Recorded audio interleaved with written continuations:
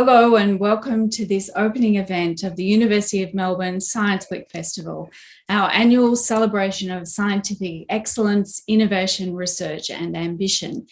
My name is Moira O'Brien and I have the pleasure of being the Dean of the Faculty of Science at the University of Melbourne. I want to start by acknowledging the people of the Kulin Nation, the traditional owners of the land on which I live and work, and pay my respects to their elders, past and present. I extend this acknowledgement to the traditional owners of the lands on which our panellists and audience live and work, and to any Indigenous Australians joining us today. I acknowledge and respect that the Aboriginal and Torres Strait Islander people are the first scientists of this place with deep and enduring knowledge of the land, waters, and skies. Science is at a crossroads. Scientists are without question the heroes of the pandemic through the development of vaccines, COVID modelling, and the rapid generation of therapeutic drugs. Yet other equally important areas of science appear to be withering on the vine. How do we balance today's emergencies against tomorrow's emergencies? How do we train and nurture the future generation of nimble, brilliant minds to address the challenges of climate change, infectious disease, energy poverty, and countless other challenges? And how can universities balance their research and teaching to ensure the success of both in this uncertain world? In the hope of answering some of these questions, we have assembled an exceptional panel that I can't wait to hear from. So without further delay, let me introduce them. First, we have Dr. Ashley Hood. Ashley is a lecturer and Australian Research Council DECRA Fellow in the School of Geography, Earth and Atmospheric Science here at the University of Melbourne.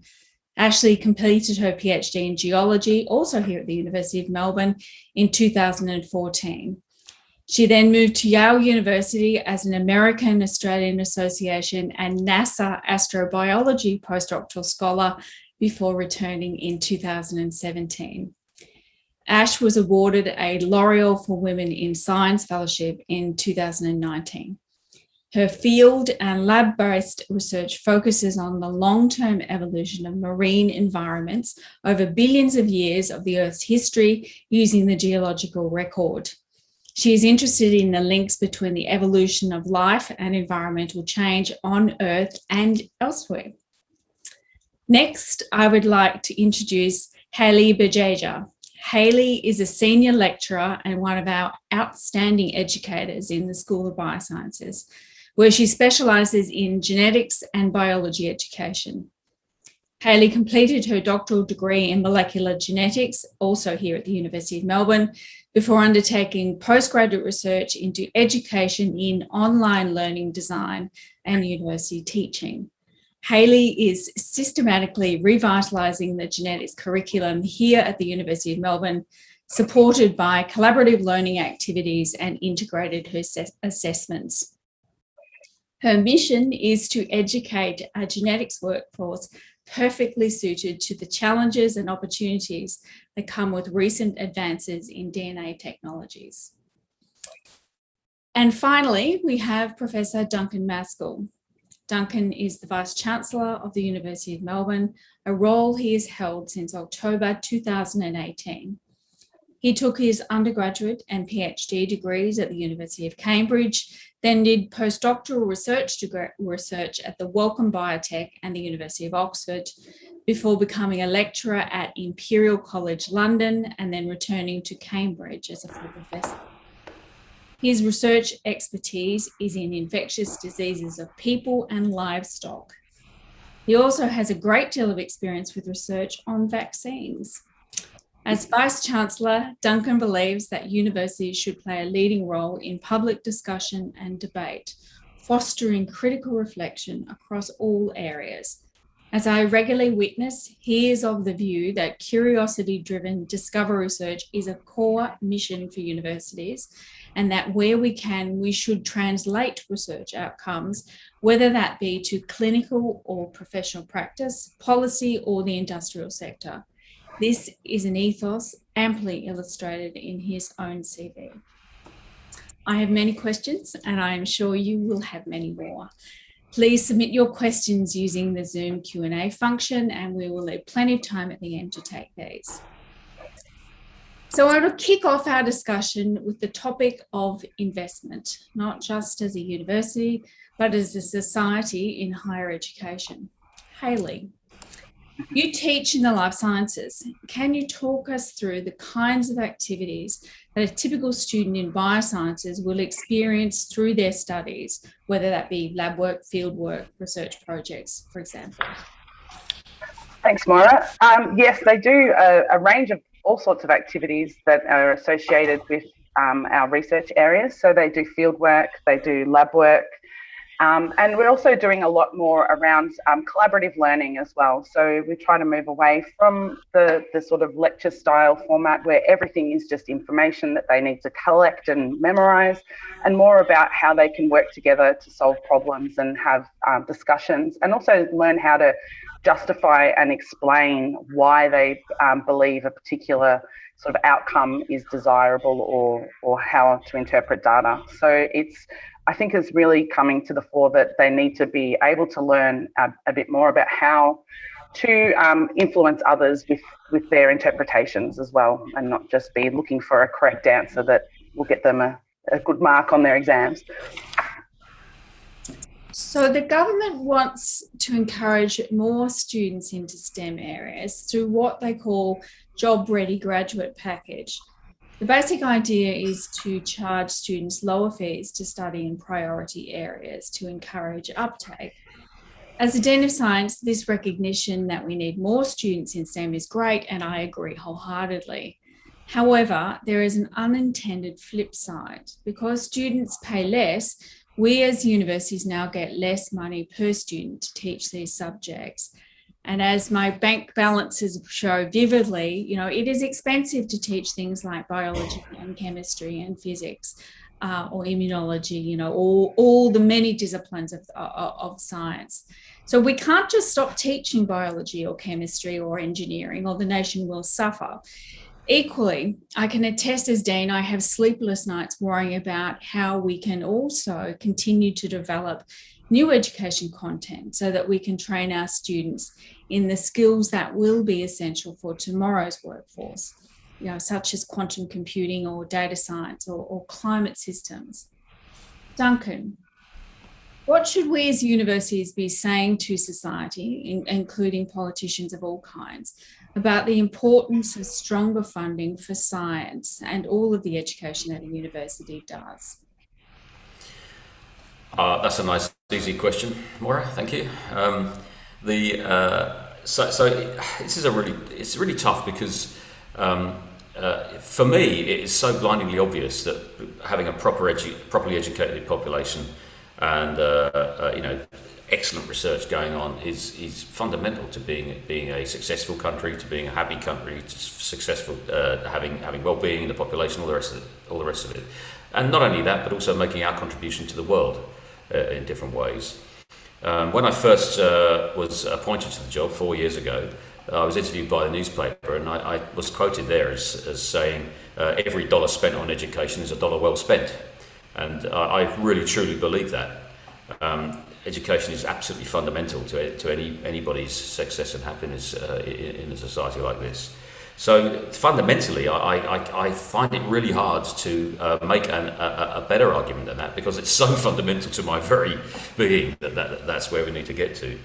But if you wanted to get a little bit more detailed, I think it's not just science. Actually, it's lots and lots of different areas where we need people with inquiring minds to come through to be the next generation of people who are going to find solutions to problems, but also address the big issues of the world and the universe. I think it's important that we understand that having science without lots of other subject areas being studied would be pretty sterile, actually, and might not come up with the right solutions for society. So we need to embed everything in that broader picture in terms of education and research. If you just focus on the science bit, though, it's quite obvious that science has come up with. We wouldn't be talking like this right now on Zoom if it weren't for amazing basic science for many decades, which then was translated in a number of different ways into lots of different things, and eventually it comes together into something like this platform. And there are new and better platforms coming through as well, you know. So this actual methodology for doing this webinar is fundamentally based on having a good, big research ecosystem. And everything else we value in society. Of course, the medical stuff is obvious, but you know, I think a lot of people wouldn't have got through various lockdowns without the arts in different ways. You know, I keep banging on about that, but it is important to me and to lots of other people. And again, you wouldn't get high-performing people in those areas without good, strong education and research, for that matter. So the arguments are all there very straightforwardly. I just think that politics intervenes and people want to make particular points, and they will then sort of try and look for the negative when actually there's a lot of positive that could be looked for. Haley, I wonder if for the university, for the audience outside of universities who don't know how long it takes to stand up a new unit in a particular topic, do you want to just talk a little bit about, Dean, head of school, academic, has a brilliant idea. We should be teaching this because I know the industries of tomorrow are going to need it. What are the broad steps between that and actually standing up in front of your first class? There's a lot that has to be considered, and it's bigger because it fits within the degree and the major that you want students to be able to specialise in, and everything needs to be mapped so that the students can come in with the requisite knowledge that they need in order to succeed in a particular discipline area, and then build up over years to the end when they can graduate and they actually are well-rounded in that particular area, and so that you've ticked all the boxes and met all the learning outcomes at the end. It's something that it takes a lot of input. It takes a lot of academics working together. It takes great researchers giving the insights into what makes that discipline area, so important, and what the actual skills that students need coming out with are. And it also, it does help to have people that are also really good at knowing how to get those that learning to students and how students are going to manage with that learning. It's one thing to have great lofty goals of what you want students to learn, but you've got to bring the students along on that journey as well. They've got to feel that they can be have enough challenge that they're not going to be, bored or think that it's pointless, but not too much that they're overwhelmed and just feel completely, ready to give up.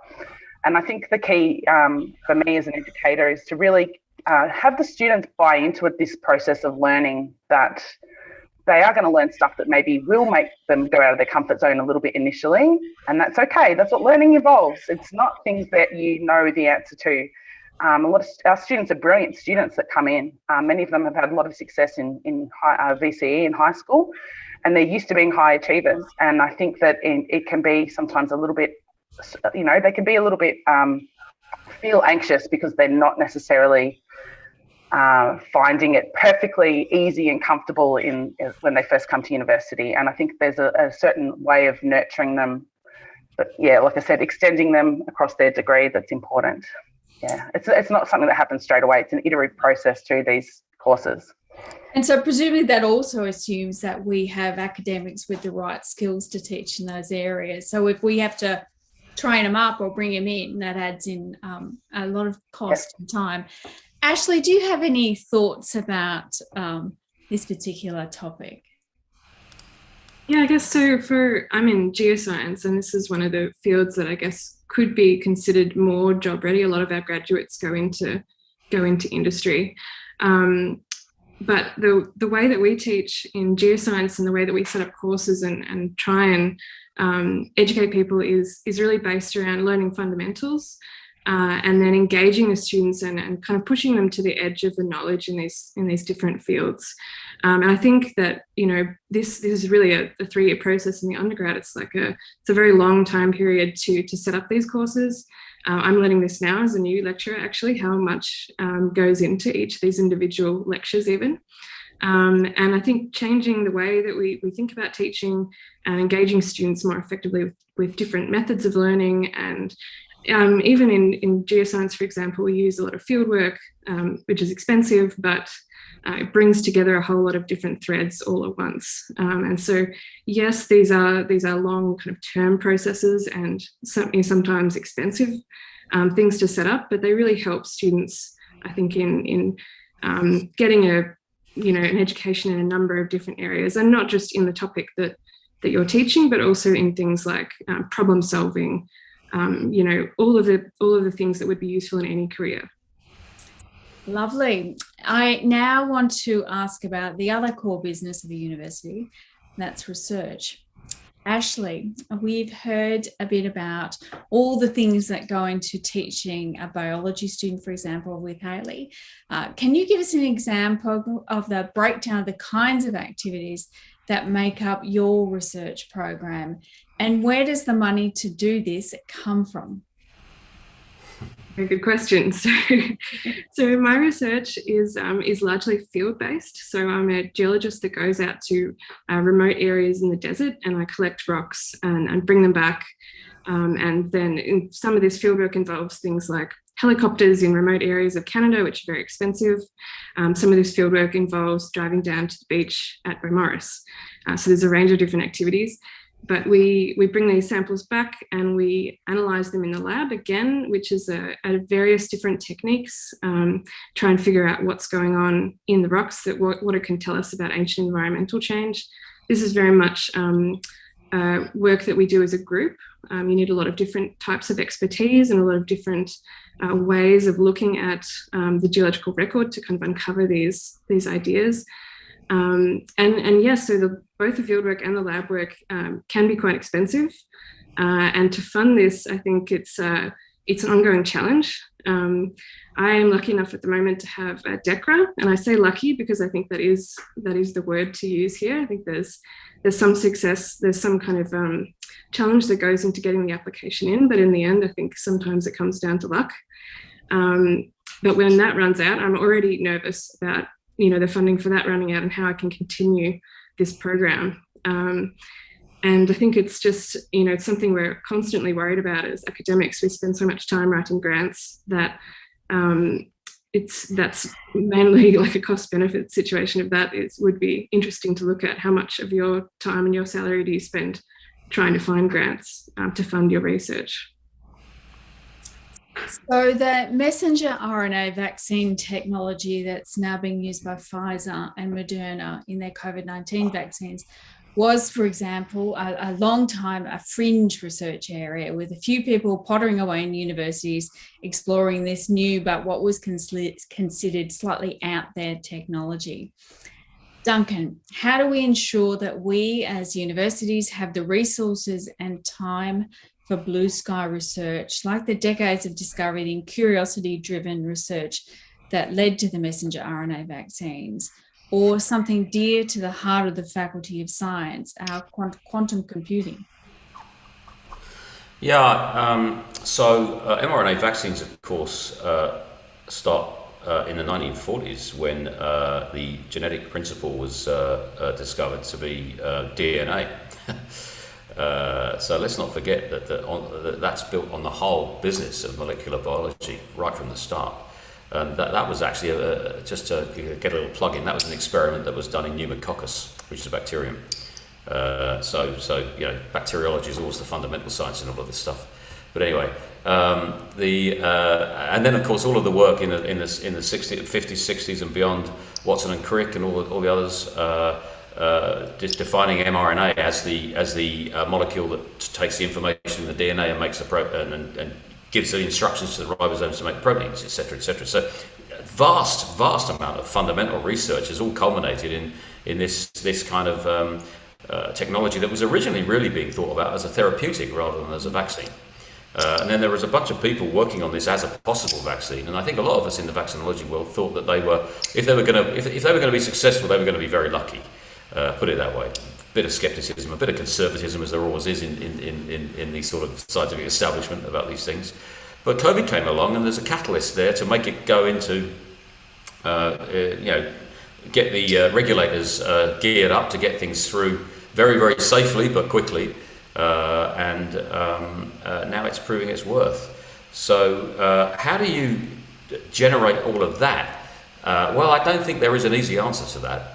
I think it is all about, it starts with having a principle that as a serious nation, a serious wealthy nation, you should be having that kind of stuff going on. It's important that we understand that taking our place in the world is partly about having strong fundamental research, so that our very smart minds can also interact with very smart minds from all around the world, and the collective is bigger than the sum of the parts, effectively. And so it's a duty on society, I think, to fund basic research. So if that's accepted, I'm not sure it is accepted everywhere, but if it is accepted, then you just got to design a funding system that works. And at the moment, I would argue that the funding system in Australia for research is not fit for purpose.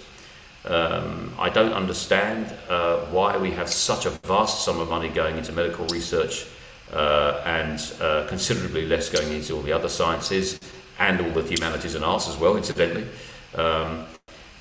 which is important. All of the numbers show that we invest a smaller proportion of our GDP in research than almost any other developed world country. Other research shows that investing more in basic research does lead to greater success for various countries around the world. So all the things are aligned to say we should be putting more money into research, in my view. And then the really important thing is how do you set the system up to make sure that money goes where it's going to be most beneficial. And the trouble with that is that you always are going to have winners and losers. And I was interested to hear Ashley talk there because, I had grant anxiety for most of my career when I was having to get grants. And the way I got around it back in England was to try and hit as many different sources as possible.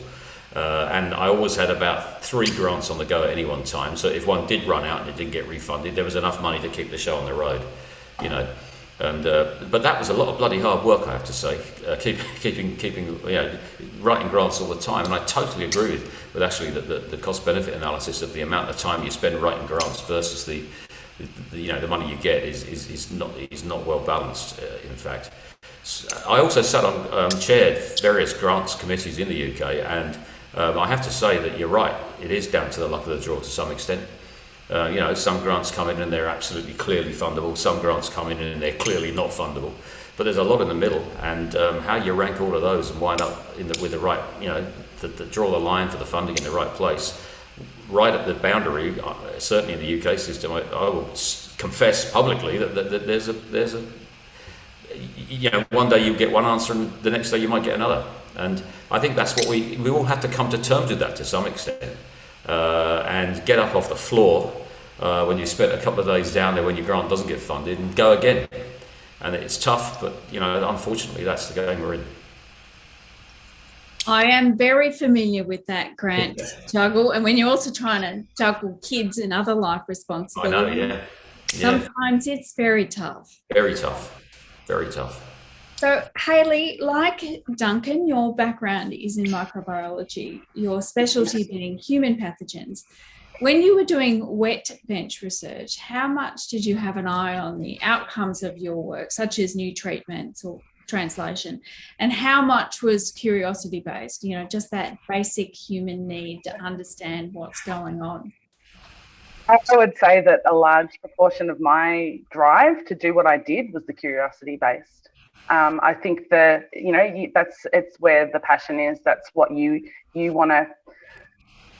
The days when you have an experiment that goes well and you come away with a positive outcome are just they're fantastic. Like, I do miss that. I get the same kick out of education. Don't get me wrong. I love it when students have those moments and when the curriculum all lines up and it seems to work. It's like, wow.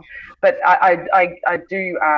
Curiosity-driven research is key. It's just, I think sometimes you have to package it in the applications to make it sellable, and you need the outcomes on the days of the bench too. The amount of anxiety that I had that things weren't going to pan out, and that my research funding wasn't going to continue, and it's not a pleasant place to be in as a scientist when you've committed so much to get there and you're passionate about it and you are juggling 3 kids.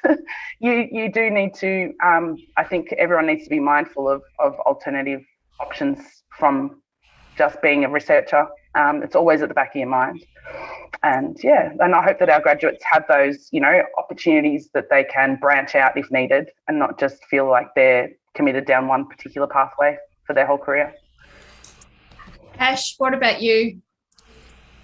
Yeah, exactly. I agree exactly with Hayley. I think I get most excited about kind of what would be considered the most esoteric part of my research. So I'm really interested in oxygenation of the oceans, billions of years ago, which you think doesn't have much application to really anything. But in fact, when you start doing the research, you realize it does have applications. So while I'm probably most keen on, on picking apart the history of the Earth, I found that there's aspects of my work that relate to, for example, mineral exploration for metals that are going to be useful, like copper and zinc, that are going to be useful in renewable energy. So there's, I'm cutting up these tiny bits of rock and lasering them, and that turns out to be potentially useful for exploration. And likewise, I've looked at a time where we see extreme climate change on the Earth, and I think this is now obviously a more and more a big issue of facing us currently. So while I do probably get most excited about the kind of least relevant, I guess, parts of my research to modern humans, I think that having the opportunity to do basic research allows scientists in general to just push these ideas out so that they can be translated into usable kind of ideas for society. Thank you. So we've talked a little about research and teaching, and I'm sure many of you will have heard the debates. Should teaching income subsidise research? But I think this is a false dichotomy. Assuming that teaching and research are separate activities just doesn't recognise the huge value that each brings to the other. Ashley, it wasn't that long ago that you were a student yourself, and you now have your own students. Can you tell me a bit about that transition from student to academic? That's right. Well, yeah, that's true. Maybe I'm vaguely close to being a student, but I sometimes feel very close to students and sometimes feel like I'm much older when I try to make jokes in lectures, for example. But yeah, I think that, as you kind of go on with your career, you do somewhat forget the kind of excitement and the I don't know what comes with being a student, being at a university, which unfortunately during COVID has been a bit cut off. But all of the joy that goes into learning new and exciting things. And so what I try to do with my teaching is to try and bring that excitement back and try and just encourage the students to be interested in different fields. To bring in kind of research, or my research, or others' recent ideas about different aspects of the Earth, for example, and just get them excited about learning to start with, because I think that's what strikes this kind of spark for students to get involved in any field that they like, and to kind of push themselves to not just care about their marks so much, but to want to learn and kind of progress their own skill set. That's great. Duncan, in your annual address to the university in July, you spoke about the value of graduate researchers to this institution. And for the audience who are perhaps are not so used to the language we use here at the university, graduate research, when we say graduate researchers, we are mostly talking about PhD students. So Duncan, can you talk about your own experience as a graduate researcher within industry? And does that experience influence your views on the importance of the graduate research workforce? Well, I did my PhD on a special grant scheme from the UK government at the time. This was in the early 80s.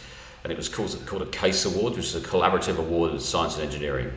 And so I did my degree, my PhD in Cambridge, but it meant that it was in collaboration with Wellcome Biotech, which was a company involved in vaccines, actually. And I was doing a basic research project on immunity to typhoid fever, and many of the basic immunological techniques I needed to learn being done in the company in a very, very good way. It was a world-class group there actually working in that sort of area. So I was really lucky, I think, because I spent time in the company and in the university during the PhD. I still felt very much home-based in the university, but I would be going down to the company on a regular basis and spending days and weeks there, and a few months there actually in my final year. And it was great because not only did I learn a whole bunch of new techniques, which I would have struggled to learn on my own in Cambridge, but also I learned what it was to do research in an industrial setting. I also learned very early on in my career that there are some absolutely brilliant people working in companies. The idea that all the brilliant people are in universities and that all the people working in companies are not so much is just complete nonsense, of course. And getting that together is really great. And the other thing about working with a company then was that they had lots of money. So if I needed a very special reagent, I'd just ask them for it rather than pay for it out of our grant in Cambridge. So play the system, as it were, But then also as a graduate researcher, I did quite a lot of teaching. In Cambridge, they have a supervision system, and a lot of the PhD students there can go into that. I mean, I think these days I'd be called a casual worker, but we didn't see it like that in those days. I was just a PhD student earning a bit of extra money on the side. And what it did was, so I did neurophysiology in the second year in Cambridge as part of different course units, and I sort of got it while I did it as a student, but I was too busy having a good time to really work hard at it. And but when I had to supervise it with other students, I learnt it, and I learnt it properly and better. So the whole business of learning through teaching I find really fascinating, and I still think that's very important. I still do that, actually, learning through teaching. But I would also like to come back to something that Haley said about flexibility and career aims, effectively. One of the things I think we've got to be very, very careful about as the public mood and the government push us more towards thinking about job-ready graduates. There is there's much danger in that. In that, in science, for example, we all know that early career researchers face a big hurdle once they it's a pyramid, right? Whether we like it or not. And there's only one Dean of Science in the University of Melbourne, and that's you. And there'll be quite a lot of people out there who would be clamouring to eventually get to that position, but only one's going to get there. So we have to acknowledge that and be serious about that and work out how we best support those of our very talented early career researchers who aren't going to get to that level, and help them to understand where their career path might lead. And that could be anywhere. I mean, I've known some incredibly talented scientists who didn't sort of quite get that career path that they wanted, who've moved over into other areas which don't, maybe don't look like they're scientific, but they're bringing their scientific understanding, knowledge and training and education into those areas is so powerful. And so the idea that you can just train people up to do a particular thing, I think is very, very well, it's not really how the world works, in my opinion. It's certainly not how the world is going to work in the future, where various analyses suggest that young people coming through might have as many as 4, 5 or 6 career changes during their lifetimes. So I'm very passionate about making sure that we teach our students and educate our students and allow them to learn much more broadly than just a factual download and a sort of pseudo apprenticeship. And I think just finally, I'm rattling on a bit, I know, but just finally, I think that's best done if you try to teach in a research kind of environment. So I don't mean that in a sort of trivial way. I mean, actually, why can't we increasingly, I know many people do, but why can't we increasingly think about all of our teaching happening from the research question?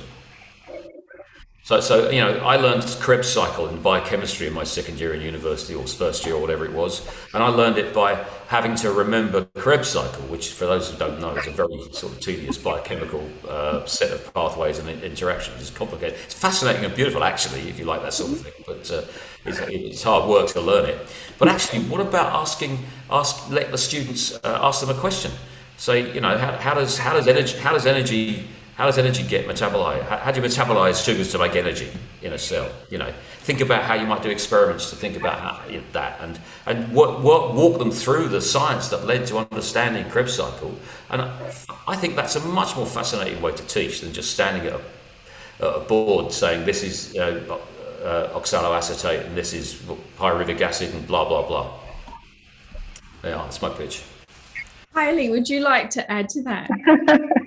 Absolutely. I learnt the same way that Duncan did, the Krebs cycle. And the thing is, I have a shocking memory, absolutely shocking memory. So I can't remember half of those things all of the time. And it doesn't matter, because I can always go back and look things up and relate it back to what I do know and make connections with things that do matter and know how to interrogate information. And I think that is the most critical thing that we need to do, and students. And I try to approach my teaching that way as well. I don't want my students to necessarily memorize everything. I just want them to understand how things relate to each other and how to solve problems. I feel like I went in a few years ago when I wanted to change up my teaching, and I used to throw a lot of open-ended questions at my students about how could we design an experiment to test this? And sometimes they are sort of taken aback and they don't know exactly how to think outside the box initially. So I think, to me, it's about bringing them out a little bit. Sometimes I now like to give them multiple answers that they could possibly use, and they have to find the best one and why that's the best one. And I think that they just need to be empowered to start knowing that there's not necessarily always a right answer, and be comfortable with that, and ask more questions. Because I think when they start to focus on, I need to remember this has to be the answer I put on my exam paper, that we're sort of taking them down the wrong path. So. Great. Now I want to come back to the idea of translation. So simply put, translation is taking an idea or a piece of research and applying it in society. There's the translation of an idea, so using messenger RNAs to make a vaccine for COVID-19, for example. And translation is something that many universities are increasingly focused on, both as an element of our public service, but also because funding models are increasingly demanding this of us. But there is another significant output from universities: people. Duncan, our alumni, we educate them, and they have gone on to be researchers and teachers, leaders in industry and government, and many other great things. I've heard you call this meta translation. What value can and should we place on this?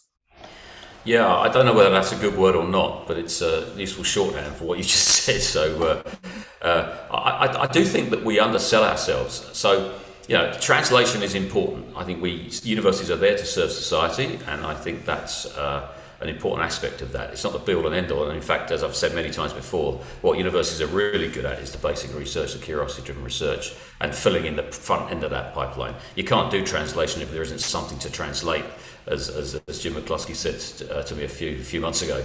That's a good way of putting it. You've got to make sure there's plenty there to translate. But the others, how do we serve society is really the question for me. And of course we serve society to an extent by making sure that the great discoveries that we make aren't just kept amongst ourselves and are put out there in different ways, and put out there for other people to pick up and translate if necessary, but also for us to translate if we can. But it's not, one of the really important things that we produce for society is educated people. And I think we should be telling that story much better, actually, and we should be getting proper due credit from many of our detractors for the fact that all of the big industries, many of the various big companies and everything else are only successful because they have highly educated people in various roles within those companies, including right at the top of the company. And they're the people that we turn out. And we turn out people who are incredibly well educated in terms of all the things we've just been discussing. They also do have an excellent knowledge base because we're good at downloading knowledge too. And they are then the people who can go into almost any other industry at different levels in the organisation and drive those industries into a good place in terms of serving society themselves. So that's, I think, a big part of what we do in the translational space. I agree completely. Ashley, I want to ask you about progression from graduate research to established research. And you touched on this a little bit. You are well on your way, but I'm sure you still look ahead from time to time with concern about what you'll do next to keep progressing through academia. So looking at your experience and the experiences of your peers, what are the barriers in going from a PhD through a postdoctoral fellowship to an independent, funded, secure research position? Yeah, I think there are a huge amount of challenges in this situation. And I think I see more and more now, particularly with COVID, that this has become more and more of a challenge for early career researchers. So when you kind of are slightly higher up the chain, you think about research funding, you think about funding just your research or just your teaching. But as an early career researcher, you also need to fund your own position. I think this is the most challenging part, is that often there's small pots of money available for different projects, but to find money to fund your salary is really, really challenging. Just to kind of get through your postdoc, you kind of get one postdoc and then you find yourself just looking for money for the next one.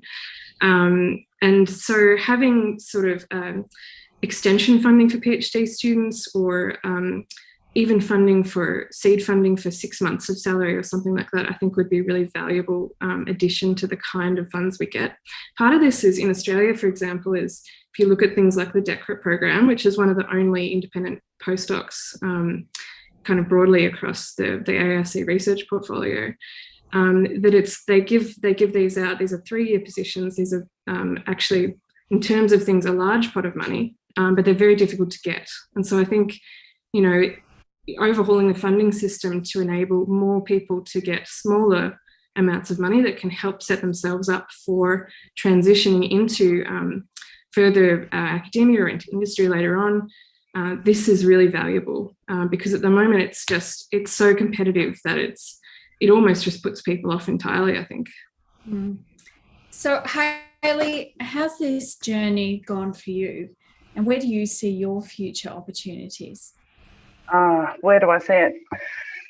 So I think it was a while ago, I was sort of in a similar position to Ashley, and I was, thinking where am I going to go with, over time, from year to year, having postdoctoral funding, and where's the writing on the wall? I think that as much as I was passionate about science, I also found that I always have had a passion for teaching. It used to be, to be a higher education teacher and to get a continuing position, you had to get the position on the basis of your research first.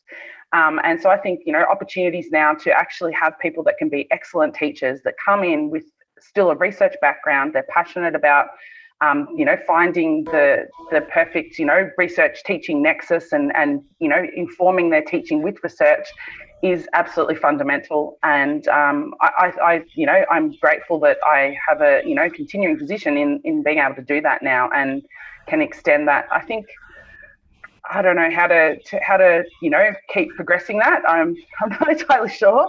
I think that we've got a lot of colleagues. I love working with people that are excellent teachers and researchers and being able to do what we do and hopefully inspire the next generation of people to come through and learn science, whether they go off and do other things. Absolutely. I think that I'd love most of society to have a scientific background.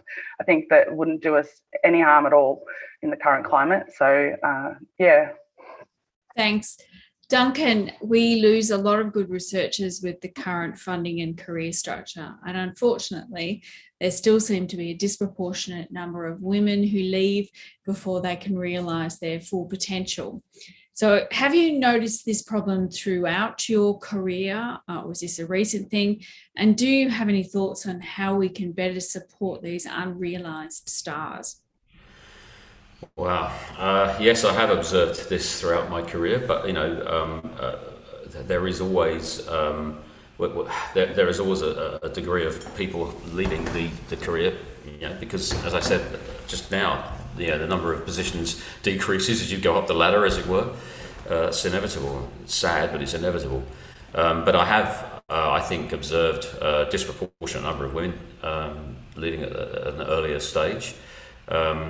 I was very back in Cambridge, actually, in my previous role. We did a lot of work on this, trying to understand it and everything else. And there are a whole range of different possible reasons. There's lots of other research in other institutions as well, of course, about all the different reasons why women might be lost in mid-career more than men are. And it's quite complicated. There are some obvious things about society kind of pushes the responsibility for family much more on women than men. So we have to change society to cope with that, or at least change our little bit of society. And I rather sort of, quite very seriously actually, but sort of tongue-in-cheek as well, back in Cambridge, said that I thought that when a man in the university, when his professional wife had to have some time off to have a baby, then he should have the equivalent amount of time off out of his career. Trying to flip it on its head to make people realise that the whole system was set up by men for men, and with a little bit of out-of-the-box tweaking and thinking, we might be able to reset the system such that it was much fairer. But it's really hard to come up with ways of making it fair for women in a system that is itself set up in a particular mode and has been for decades, if not centuries, actually, in those terms. But I think it is absolutely essential that we do find ways, and let's be really inventive about this. Let's try hard to be as innovative as possible so that we don't lose women at an earlier stage. Because, of course, if you just boil it down to simple, basic principles, it means we're losing some fantastic intellects out of the system, by definition. And that can never be a good idea.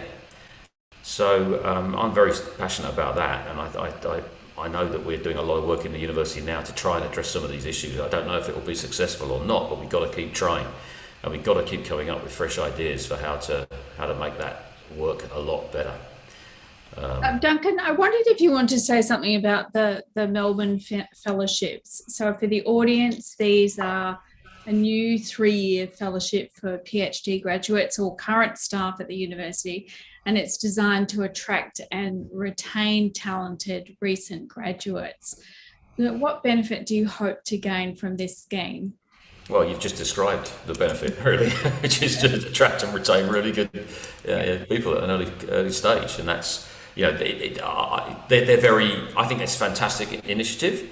It's never going to solve the problem because it will only be.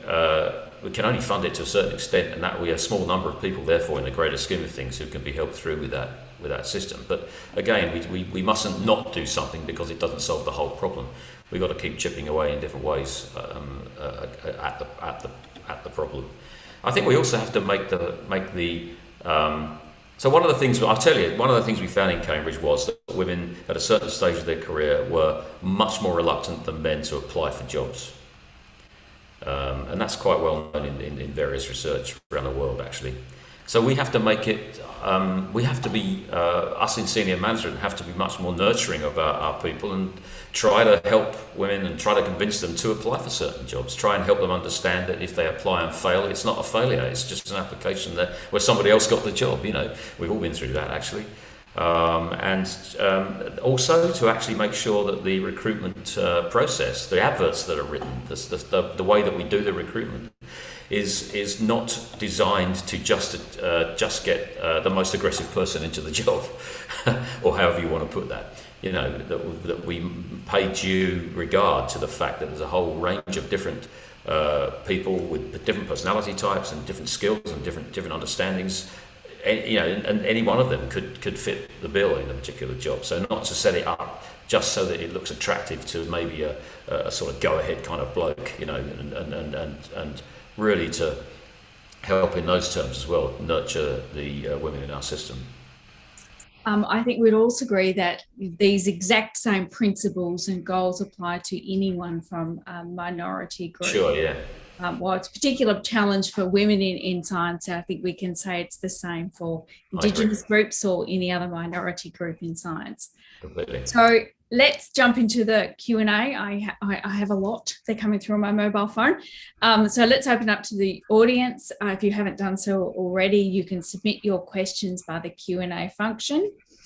So the first question, I think, is for Duncan. So many of our local schools have programs to encourage girls into STEM, so science, technology, engineering, and mathematics in all its types. It's great to see so many women on the panel today. Can you talk about what helped you on your journey? Actually, maybe it's a question for me. What helped you on your journey and what still needs to be done to get more women working and staying in STEM? So I'll give an answer to me, which feeds into some of the things that the panel have said, and then others can jump in. So I didn't have a family around to support me when I was having my children. I had very good collaborators and male mentors that I worked with. But what I did have is a male partner, Stephen, he's out in the kitchen, who absolutely carried his weight with, house chores and raising children. For 5 years, might have been 6 years, he stayed home every Tuesday. We used childcare as well. And on those Tuesdays, he was dad, and they had the best fun. And he took a huge weight off me. So not only did it direct benefit to my career and got me through that really difficult stage that I think probably Ash is in at the moment, but also the relationship he developed with our sons and his father and mother was, couldn't be replaced. So I think there's many benefits of partners of all types being more heavily involved in family raising and various other responsibilities. Ash, Hayley, would you like to add to that? Yeah, I'll just add. I guess I was lucky when I was a kid and going through high school, that my family are all quite involved in science, and they kind of encouraged me to get into it. But one thing I learned during my experience with the kind of L'Oreal fellowship was that a lot of people don't have the idea that they could. A lot of women in particular have the idea that they can't be a scientist. They see a scientist as, an old white guy in a lab coat. And they don't kind of have the vision of themselves as a scientist, because they don't identify with that stereotype. And I think that's one thing that's really important for us to work on is showing the world that anyone can be a scientist, that doesn't matter which gender you are, doesn't matter your background. In fact, it's better to come from a diverse, have a whole series of diverse people involved, because really we want that diversity to really encourage people to get in. That's great. Hayley? Yeah, I think I am similar to you, Moira, in that my husband does an awful lot around the house. He's definitely he runs the show a lot of the time. He has a very important career as well. But he, even this morning he went out and did the grocery shopping and then took the kids for a walk before they started homeschooling. So it's all about sharing the load. It's about co-parenting, and we have family around, fortunately, which do help as well. But even initially, learning to ask for help was something that I found challenging. I was used to just doing everything myself and being a perfectionist and having to do everything. And learning to know where your limitations are and where you need to reach out and get support, and, when you need to knuckle down, I think that's a useful thing. Yeah. On to a different topic. Question, can universities find funding for science outside of government? And as a follow-on from that, how is the university engaging with the government around scientific research and its importance? Duncan, do you want to have a crack at that? Oh, yeah. On the engagement thing, I and many of my colleagues in the senior team here are talking to government all of the time about this subject, of course. I mean, one of the reasons why the state government came up with their the HESIF, it's VHESIF fund of $350 million, is because I and my Vice Chancellor colleagues from other universities were in constant dialogue with the state government about the trouble we were in and how we could work together to mutual benefit. So those kinds of conversations happen all the time. And I was on the research funding working party that previous Minister Dan Tehan set up to try and work out how we might do research funding better in this country. That's kind of gone into abeyance as he was put into a different role and a new minister came along. But so I don't know where that's got to actually. But that's what happens in politics, unfortunately. But the conversations are still happening, etc. And having addressed the second part of the question, what was the first part of the question? It was about alternate sources of funding. That's right. Alternate sources of funding, I think, are incredibly important. I think there can be a vast range of them. I think we should be more ambitious about the different sources of funding we might look to. So, for example, in the UK, there's the Wellcome Trust is a massive charity. It's got a massive amount of money, and a lot of people in the biomedical area If they don't get a grant from the Medical Research Council, they'll go straight to the Wellcome Trust to try and get the money, for example. There's no reason at all why Australian scientists shouldn't apply to the Wellcome Trust. They are not trammelled by national boundaries. Somebody could take a punt and apply to them for a grant. They might just get it, and they might just get 5 or 6 million, because they do give out big chunks of money. And that could even be, achieved by an international partnership. So if you're part of an international consortium, you've probably got a much higher chance of getting that money. So, thinking again inventively about how to get the money in. But it's not just that kind of source. There's also industry money, venture capital money for setting up companies. I mean, I got the biggest chunk of money I got with the least amount of work was when I first set up my first company. Me and my mate wrote a one-sider, really, two-sider maybe. And the second one was when we got money for sequencing the Bordetella pertussis genome back in the early days when it was difficult to do that. And that really was a one-pager for £2 million.